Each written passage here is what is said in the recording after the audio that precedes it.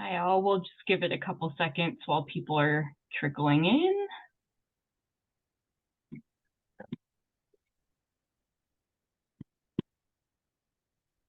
Okay, I'll go ahead and get started.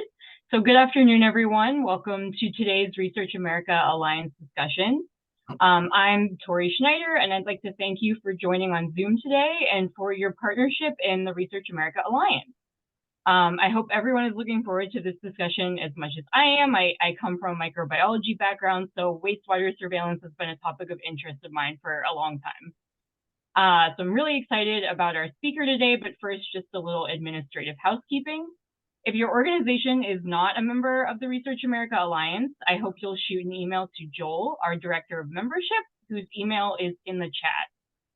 And so today we are joined by Dr. Edwin Oh, Associate Professor at the Kerkorian School of Medicine at the University of Nevada, Las Vegas.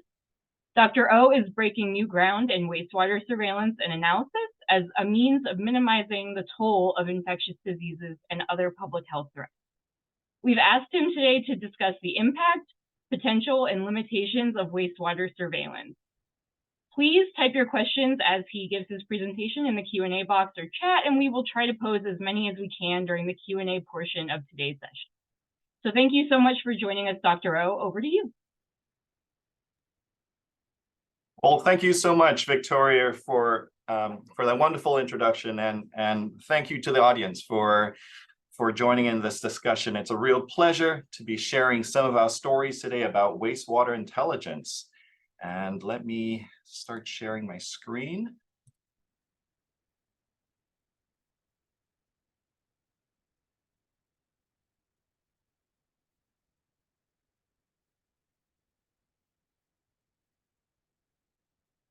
So as Victoria mentioned, I am an associate professor at the School of Medicine at the University of Nevada, Las Vegas.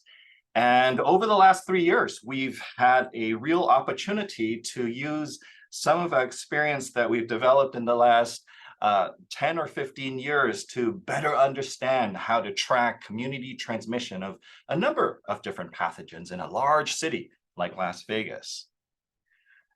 So I always like to start my presentation by acknowledging the group of people who did most of this work. At the University of Nevada, Las Vegas, we are privileged to serve a large population of students. And if it weren't for the undergraduate students who participated in our work, we would not be able to run a wastewater monitoring program for a city that looks like this. Let me change this to, and we're also supported by a research assistant professor, a very talented faculty member in the lab, Dr. Van Vo, who runs all of the operations in the lab. Everything that we have learned about wastewater surveillance over the last 3 years has really been guided by fantastic conversations with our collaborators who are environmental engineers. Dr. Dan Garrity and Dr. Katerina Papp have really taught us about the potential of this complex matrix that we call wastewater and how we can turn this, this liquid into genomic intelligence. And working together with folks at the Health District, at the Southern Nevada Health District, we've been able to think about different methods of using wastewater samples to guide public health decisions.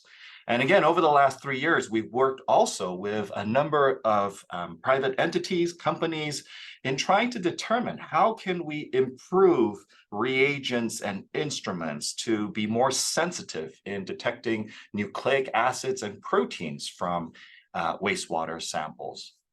We also have a number of different wastewater treatment plants that we are very, very appreciative of, because it was really through their involvement in many of these projects were we able to go to, let's say, the city of Las Vegas or the city of North Las Vegas or a city like Henderson, and be able to compare and contrast changes in community transmission of a number of different pathogens.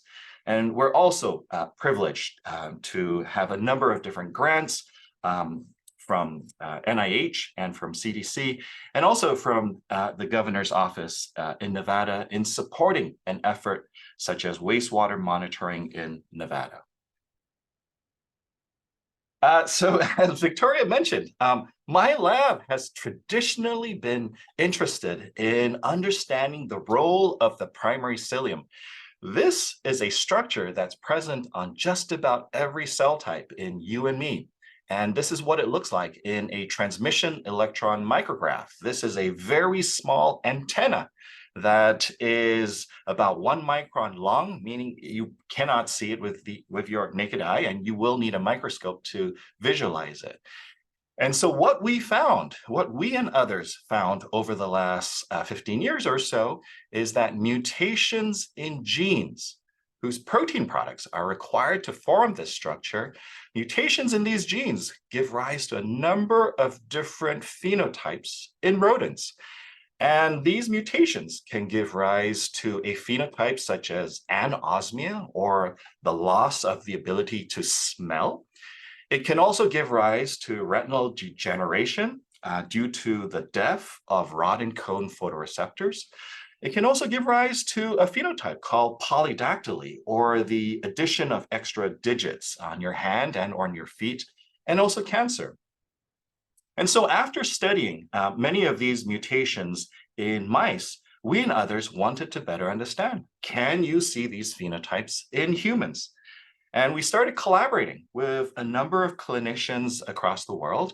And we soon realized that these genes that we were finding mutations in were also giving rise to phenotypes in humans.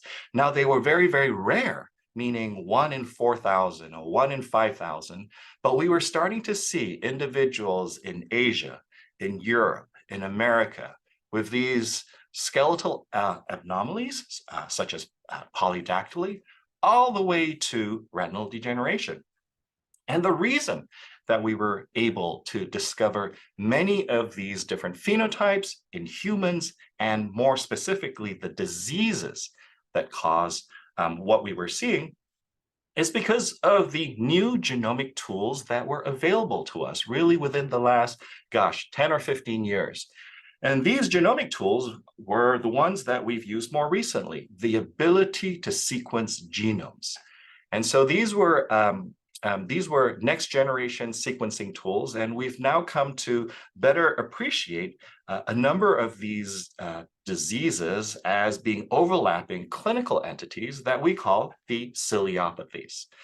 So I moved from Duke University to the University of Nevada, Las Vegas around 2018. And so I was very interested in using these tools to better characterize pediatric neurodevelopmental conditions by identifying rare mutations that cause disease in a city like ours of about 2.4 million people.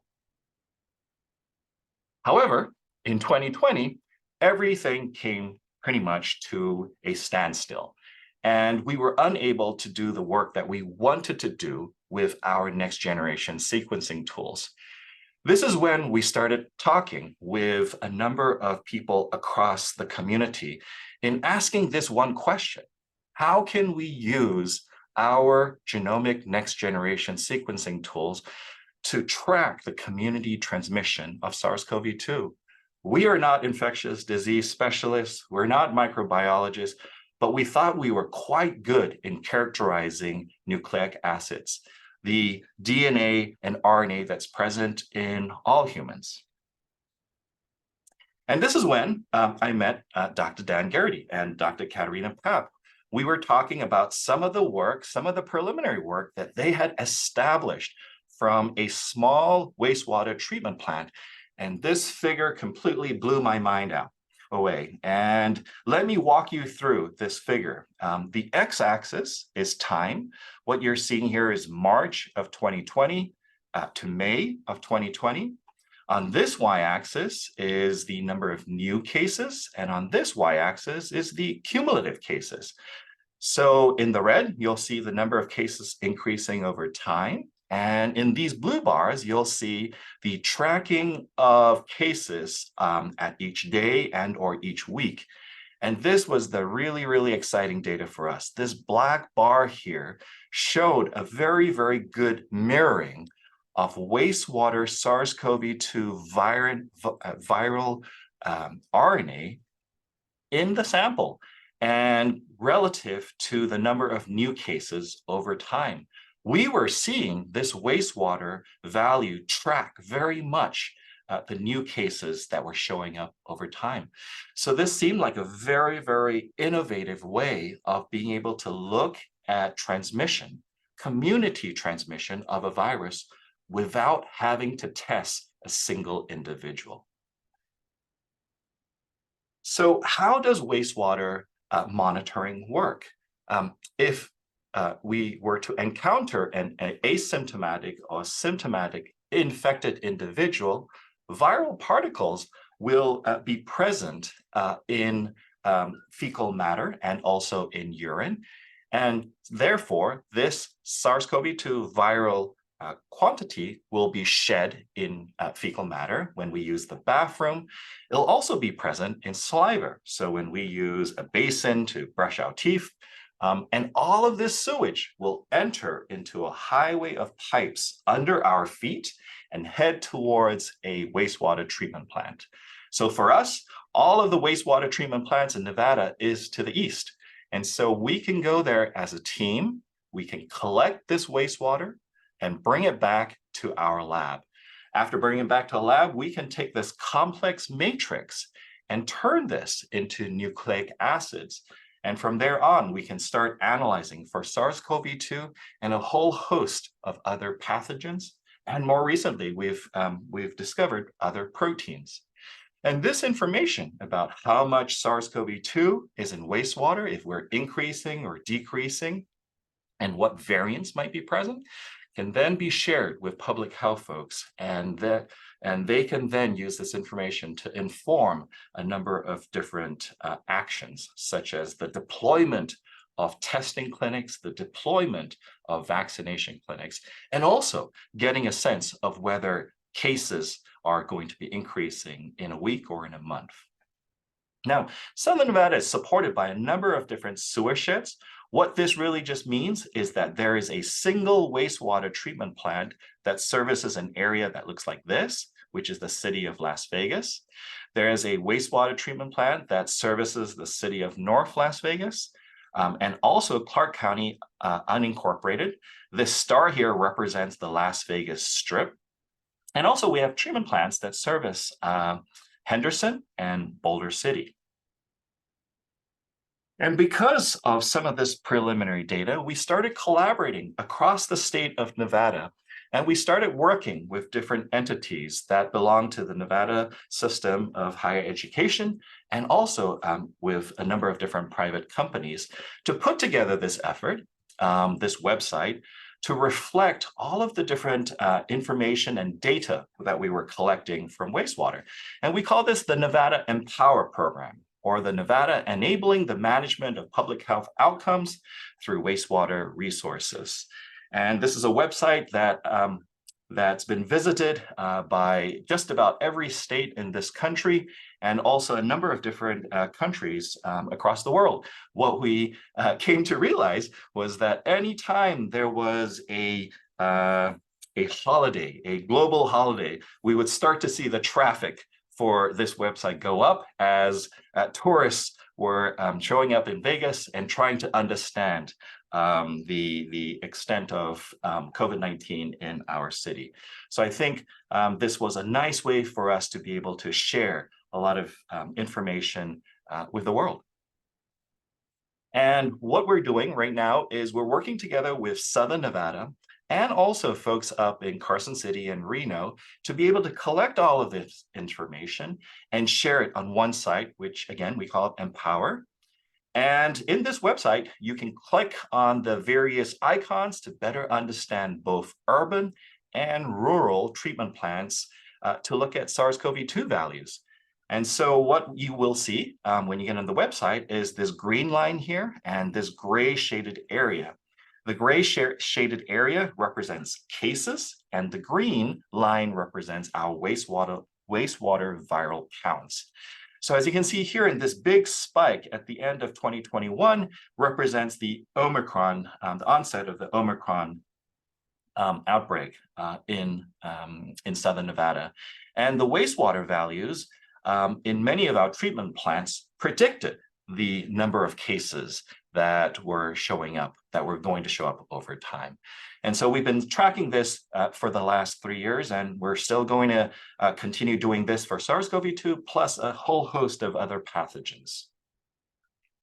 As I mentioned, we're doing a lot of urban treatment plants and also other treatment plants in, for example, the Moapa Valley, Indian Springs, Searchlight, and Laughlin, in cities that are fewer than 5,000 individuals, so as to be able to compare trends that we're seeing in areas outside of Las Vegas. And a lot of this information has been used by a number of policymakers in the state. And when the mask mandate was ended, the governor of the previous administration used the number of overall cases, hospitalizations, and the virus detected in wastewater to be able to justify why this was the best time, the appropriate time to end this mask mandate. And other states, administrators have also used this information for advising policy. So at this point, what I've shared with you is that wastewater surveillance can give us an understanding of whether the virus is there and how much of it is there. What we can also do with wastewater monitoring programs is we can look at the distribution of variants across the city of Las Vegas, all the way down to Boulder City. And so what I'm showing you here is something that many of you have potentially seen from CDC, where across time, January 2022 to June 2022, there is this big push to examine the variants that might be circulating in a community. So this bar here represents other variants until January 21, where BA1 completely takes over in our clinical public health surveillance of cases. In order to get this data point here, back in January of 2022, approximately 1,000 or a few thousand samples were tested in order to get this sample. And so what this bar tells us here, for example, in March 28, 22, is that 75% of all people tested had BA.1, and approximately 25 people that were tested had BA.2. So if 1,000 people had been tested, then 780 would have this variant. We can also do the same thing with wastewater monitoring programs. And we did do that during that same period of time to better understand how can wastewater give us more information about what to expect in a community. So similarly, we could also get these types of distributions for BA.1 and BA.2. But here's the major difference. In order for us to get this data point, we had to test one sample. And from that one sample, we were able to get the intelligence for that community versus testing a few hundred or a few thousand people. And so we wanted to compare whether this type of sequencing could be on par with public health clinical sequencing of samples. And this is the comparison that we observed. And the interesting difference is that when you look at January of 22 for wastewater surveillance to be testing of clinical public health samples, what we found was really quite striking. Most of the variants were showing up much earlier in the dominance versus the clinical sequencing. We were finding, for example, BA.2.12.1 in March of 22, and we weren't finding it until 1 or 2 months later in clinical samples. In some ways, this was expected because of the fear of testing and or the lack of resources for testing, for viral sequencing testing across various communities.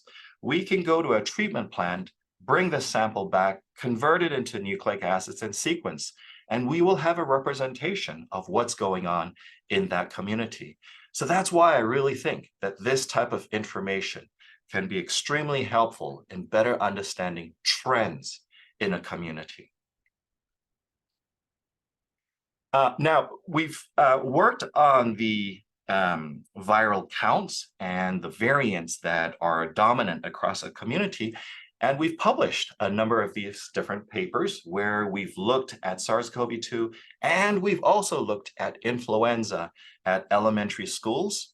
We've looked at antimicrobial resistance during the surge because we predicted that there would be changes in such variables during the pandemic. We've also found very, very rare variants in the wastewater, which then showed up in our communities either a week later or a few months later. We've also used this method to work together with collaborators in Arizona to sequence genomes at a university dormitory. And we've also looked at very common variants that were circulating during that time, called alpha and epsilon. And more recently, we've looked at how Omicron developed in tourist areas and how this then increased in proportion prevalence across local communities. So trying to examine the effect of tourism in a city like Las Vegas. And what we've shown is that with this type of method, we can go to an airport, we can go to a shelter, we can go to hotels, and we can go to other large areas and deploy this method to collect intelligence. We've done this for all of these different locations that you see on your screen right now, and we've been able to better understand the rise and the fall of viral counts in a dormitory at UNLV, for example. And we now have the ability to run this type of surveillance for example, the Super Bowl, in trying to understand over time, during an event, can we collect intelligence real time? And so we wanted to use this method during the public health emergency of Mpox in 2022. And Nevada was hit with quite a large number of different cases, especially Southern Nevada in Las Vegas. We had something like almost 295 cases, 296 cases. And we wanted to use wastewater surveillance to either predict the rise or at least be able to give us information of whether there was Mpox in various communities. So here's a graph of the cases that we were encountering during that time. And from June of 22 to October of 22, this is the number of cases that were discovered during these different intervals. This indicates one individual, another one individual, three individuals being discovered, being tested during this time course. And so we went back to our map of different treatment plans, and we wanted to understand, okay, across the various different communities, would we be able to find Mpox, and would we be able to direct vaccination campaigns to the right area?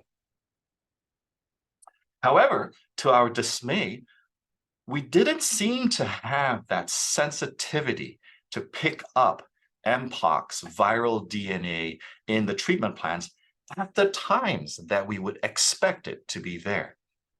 What we were finding was that most of our samples that were positive for the viral DNA started around September. But as you can see here in September, we've passed pretty much most of this outbreak. And so I was extremely frustrated at this point, thinking that, holy cow, we just don't have that sensitivity in our lab. And so this is when I started talking a little bit more with different folks across the community. And we asked this new question. Instead of going to the wastewater treatment plants where a lot of that wastewater would be diluted, could we now go to various regions across the Las Vegas Strip or various regions across the city of North Las Vegas or city of Las Vegas, and break these cities up into various zones so that we could test these communities for Mpox viral DNA. The challenge here is that we need to sample from a lot more locations, but our undergraduates were highly motivated and they wanted to go out and run this experiment. And what we soon realized was that when we looked at the event onset date of these cases, we were able to identify an area where the wastewater Mpox level was mirroring what we were seeing in case counts. And so this was really beneficial to us because now we could say, we have found an area that can potentially benefit from testing and vaccination.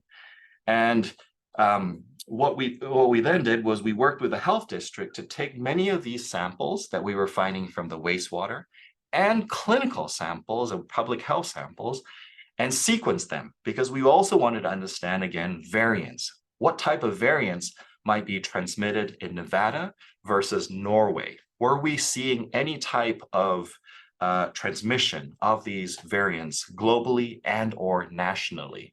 And so we've done this for public health samples. We've also done this for wastewater samples, and we can show the movement of these variants. And there's one key reason, as I mentioned before, why we're doing this work. What we want to do is provide choices for our communities. We want to bring these services to the community and say, here are immunization, here's an immunization campaign, here are testing tools. It's your choice to use them. And here's that advantage of having these testing, mobile testing facilities close to you, right? So in certain communities, we might not have individuals who want to get tested, and we might not have the resources for them to get tested. But if we can use wastewater to be able to prioritize certain areas, then I think that's what this intelligence can be quite useful for.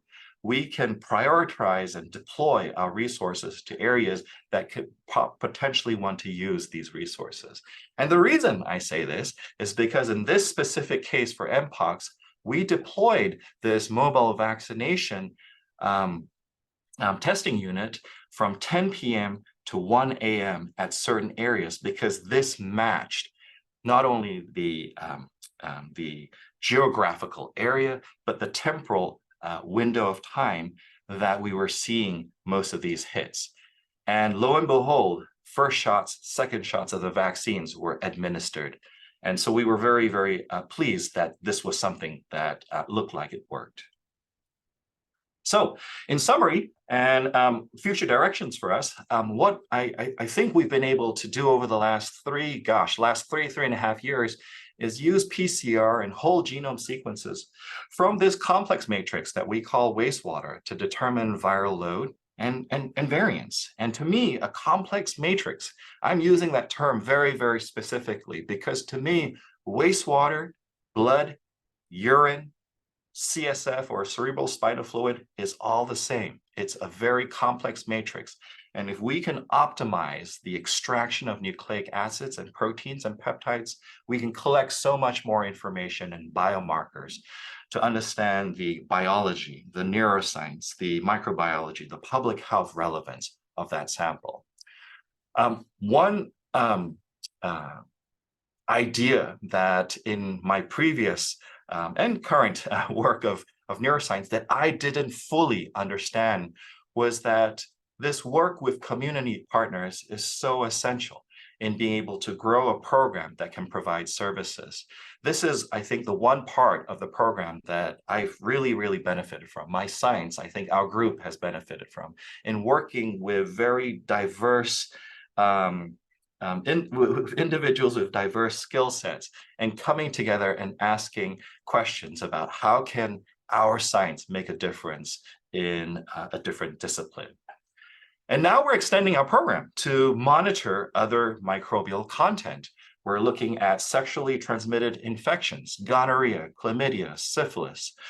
We're going to a dormitory, or we're going to areas and we're tracking increases in these different bacterial pathogens. And we're asking, okay, if let's say we're in a dormitory, can we identify areas where we can potentially put a tent in that at the ground floor of that dormitory so as to provide information about a disease that we're seeing at higher levels?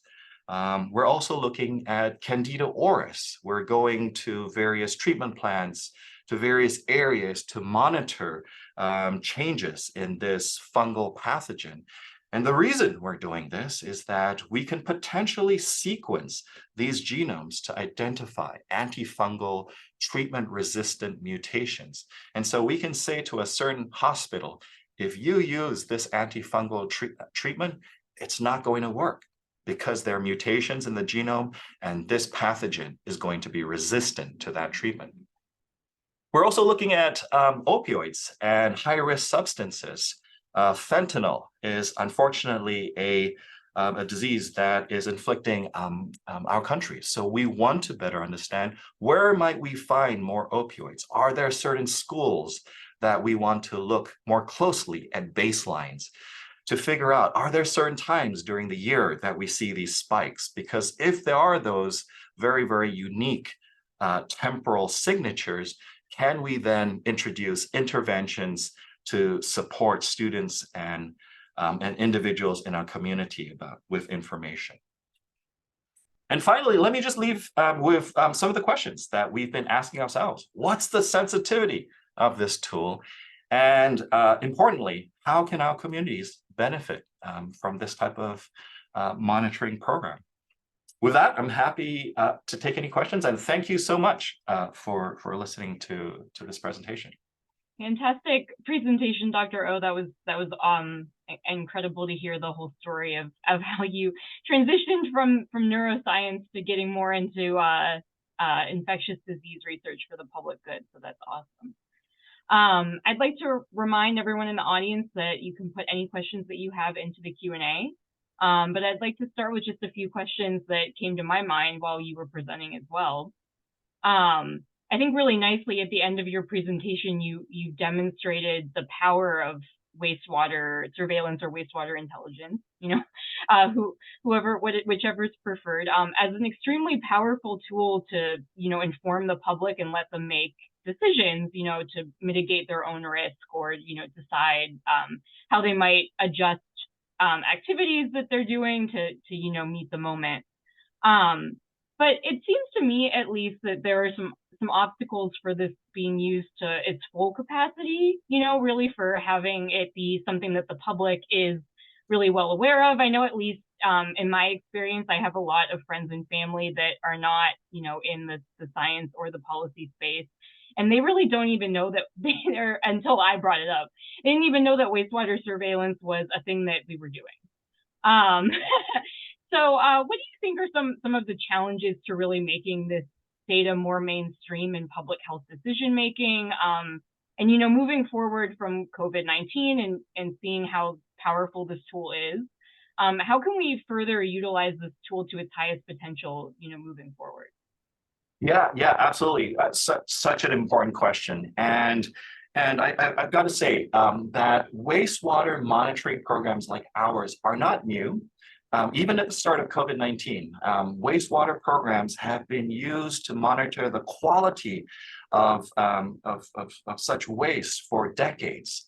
It's only, I think, with the COVID-19 pandemic, when other folks across the country and the world were thinking along the same lines, how can we use our tools to track community transmission, that I think many of us then looked at this really fantastic idea that others had proposed and integrated this into what we're doing. And so some of the challenges I feel with programs like ours is being able to show the value of being able to monitor viral pathogens like SARS-CoV-2 and others. And so many of these studies are being done now for RSV, for influenza.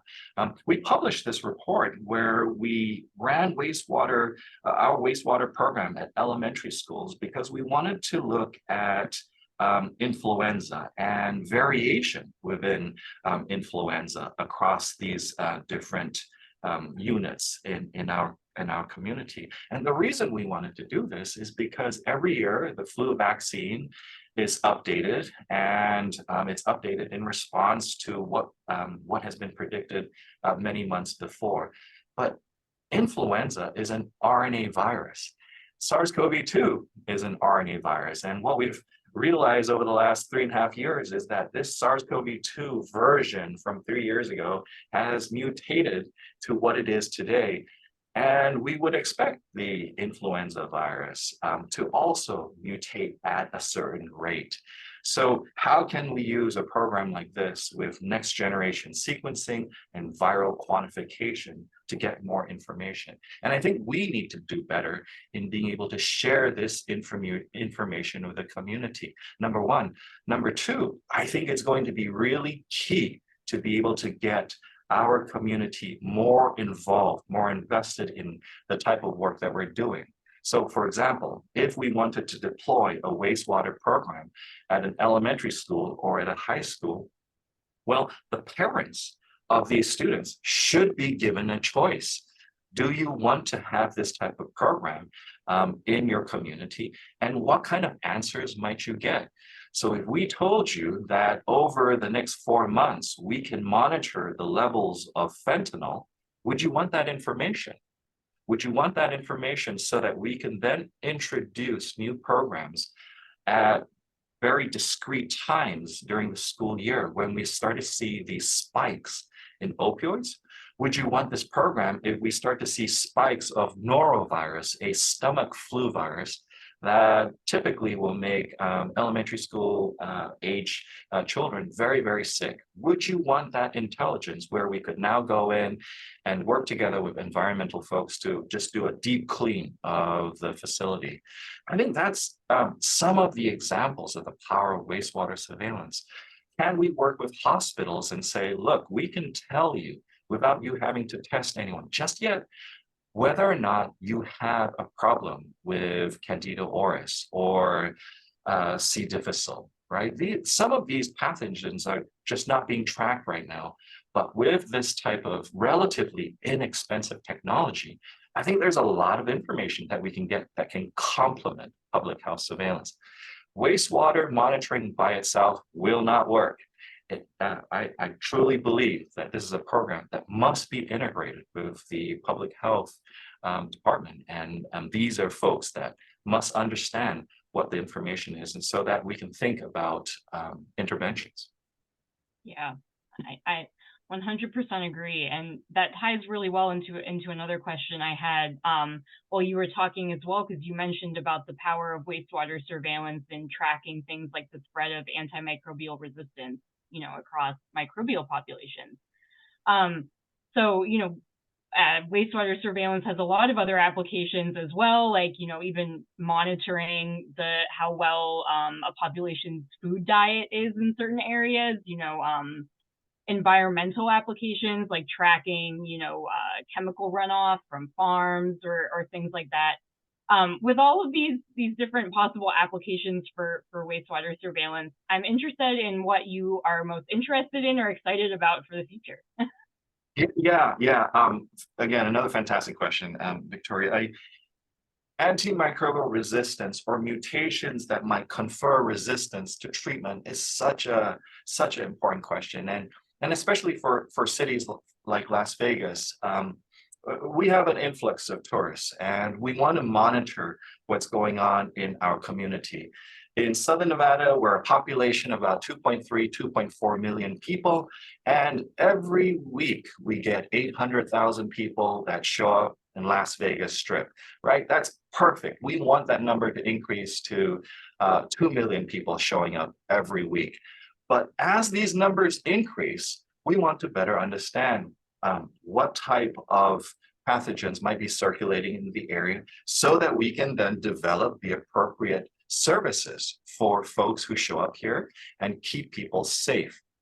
And so in that line of thinking, we have been looking, for example, at gonorrhea. We've been looking at mutations in gonorrhea that confer resistance to antibiotic.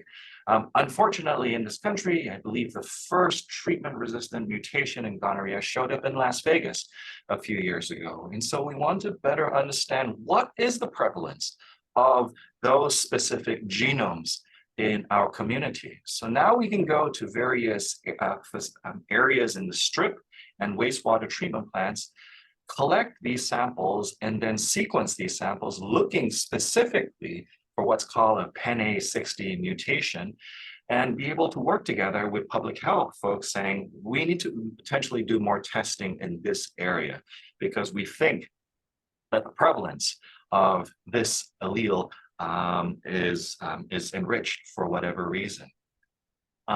Candida auris, as I mentioned, right? We can collect wastewater from a hospital and say, many individuals or most individuals in your hospital have these mutations here.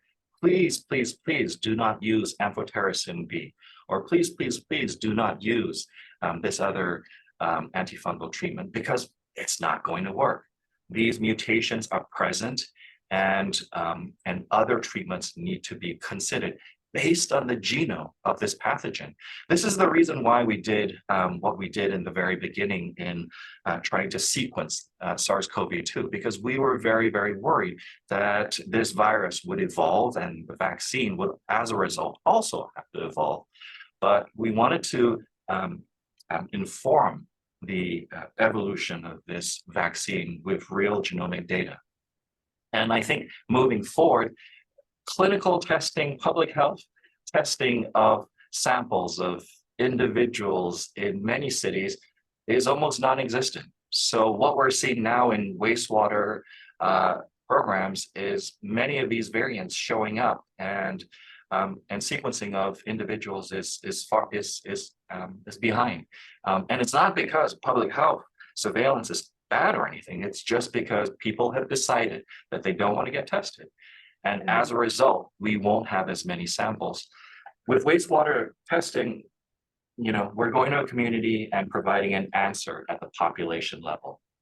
Another response to your question, your different question about runoff, that's really interesting for a city like ours. We don't experience rain that often. And as a result, in the desert, we have many flood control structures, tunnels, where unfortunately a population of homeless individuals will occupy because the cost of housing in Vegas has increased over time. And this number of homeless individuals is unfortunately only increasing.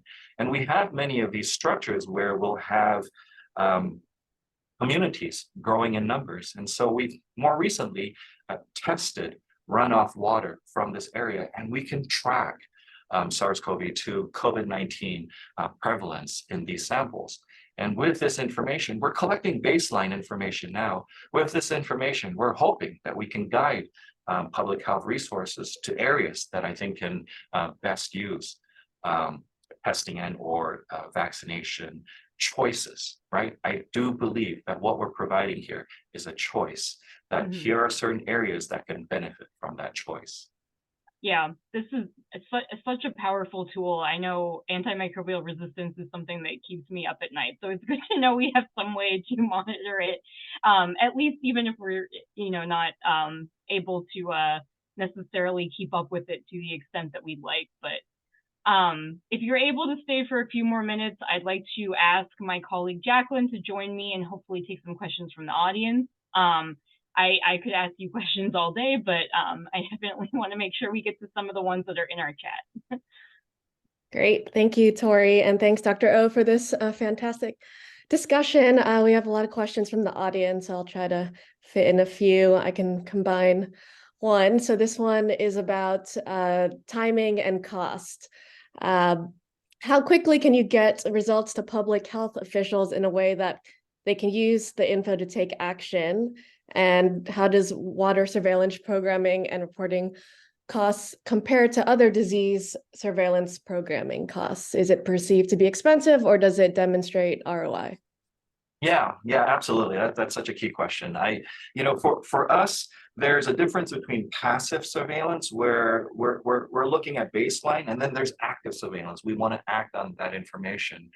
And so, for example, at the Super Bowl, if we were collecting wastewater from the stadium, we can set up a sampler from 10 a.m. to 10 p.m. and we can collect that wastewater from that 12-hour window of time. At 10 p.m., we can bring it back to our lab, and within 2 hours, our undergraduates can turn that complex matrix into nucleic acid within that 2 hours. And then after an hour or two, we can get an answer about a pathogen that we're looking for. That's how real time it can be, right? The stadium is not too far from UNLV for us. So this is a 10-minute drive, and we're back in the lab and we're able to execute really, really quickly. Cost is another interesting topic here because funding is always a challenge, whether it's neuroscience, public health, monitoring programs. And because of this funding challenge, we've forced ourselves to be a little bit more creative on how we collect samples and also analyze these samples. I think the best example of how wastewater surveillance can be inexpensive versus public health surveillance is in sequencing, right? During Omicron, we had to sequence 1,000 different samples to say, yes, it's here, and 80% of our population has this variant. We just need to sequence a few samples to be able to get that answer. So for next generation sequencing, I do believe that there is so much value in being able to use this inexpensive method. We can look for the newest variants. For example, when BA.2.86 made the headlines, this was something that we were looking for immediately. Great, thank you for that answer. And I think we only have time for one more. We're 2 minutes over time, if that's okay with you, Dr. O. Absolutely. Okay, great. So as new pathogens emerge, such as Mpox in 2022, what does the timeline look like from identification to sequencing to wastewater tracking? What kind of resources accelerate the process? Yeah, so sequencing, we had to develop the tools to sequence.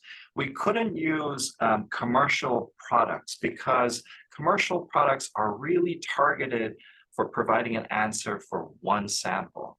When we take a wastewater sample, we assume that this is going to be biological information from many, many individuals. And so when we're looking for a specific genome, we have to develop a new panel to examine, for example, one genome versus a second genome versus a third genome. And then we have to use bioinformatics to extract information about distribution of genomes.